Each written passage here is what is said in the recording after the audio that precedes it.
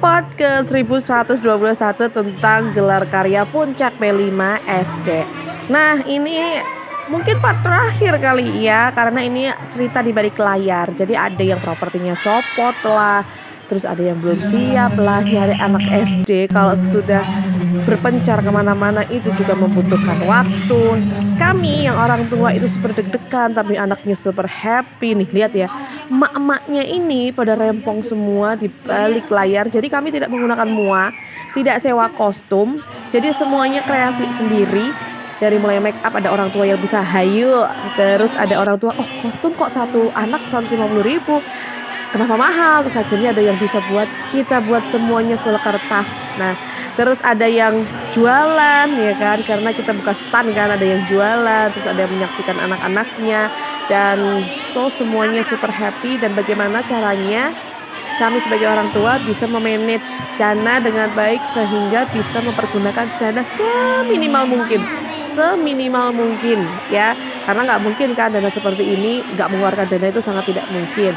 Jadi kami menyiasatinya dengan berbagai cara lah. Pokoknya kalau nggak punya sampur kita pakai pasmina, kalau tidak sewa kostum kita kreasi sendiri, kalau tidak sewa kostum ada baju adat yang digunakan setiap awal bulan ya, jadi nggak usah beli. Terus ini kreasi sendiri juga kan, kostum pakai kiai ya udah seadanya, baju di rumah pakai kiai yang penting jenggotnya putih gitu kan.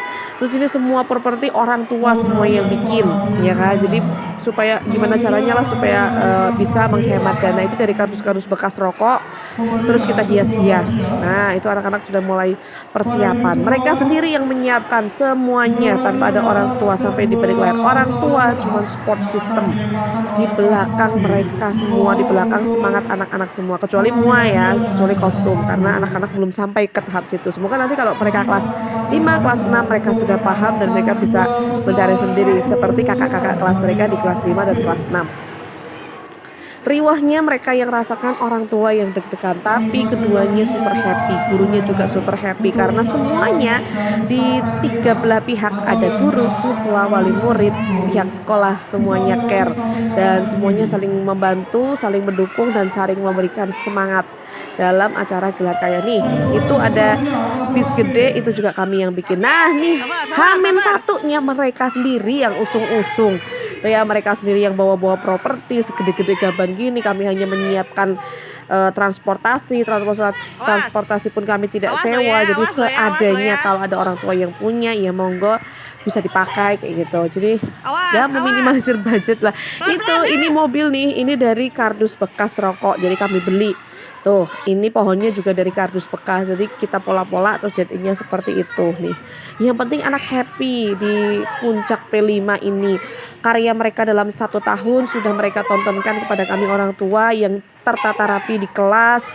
Mereka sudah sampaikan bagaimana hasilnya, kemudian ini puncaknya, perayaannya, bagaimana mereka punya ide, gagasan, kemudian diwujudkan, diaplikasikan dalam sebuah karya, entah itu karya drama, tari, nyanyi, terus ada lukis. Ini kalau misalkan properti ada kreasi sendiri, itu semua mereka yang menyokong semuanya. Jadi kami sebagai orang tua hanya membimbing. Nah itu semangat kan, kalau lihat begini kan anak-anak jadi super happy banget ya kan tuh. Jadi di beberapa video saya ada pro dan kontra tentang P5, apa sih manfaatnya, konsepnya beda dan lain. Kita ambil hikmahnya, karena orang tua menurut saya juga mempunyai peran yang penting. 50% orang tua harus paham tentang konsep itu, bukan hanya paham tapi harus mengaplikasikan secara langsung dengan anak-anak yang ada di rumah. Bukan hanya paham ya, kalau paham nih ini, tapi mereka nggak praktek, sulit loh ya sama anak-anak yang seusia gini dengan emosional yang begitu menggebu-gebu. Dan ini masih di kelas 4 ya, tuh kami orang tua support ya, di rumah kami support semuanya, bukan hanya kita melempar ke pihak guru, pihak sekolah, enggak, tapi konsepnya dan aplikasinya kami terapkan di dalam rumah sehingga tidak terjadi salah paham antara konsep dari kurikulum yang ini ya. Karena saya betul-betul belajar juga, karena saya punya 3 anak yang semuanya sekolah Jadi saya benar-benar belajar nih. Oh ternyata seperti ini. Cara pengaplikasiannya, jangan tanya. Kita harus belajar, benar-benar belajar. Dari sosial media, ibu-ibu punya sosial media, bapak-bapak punya sosial media. Semuanya digunakan untuk belajar.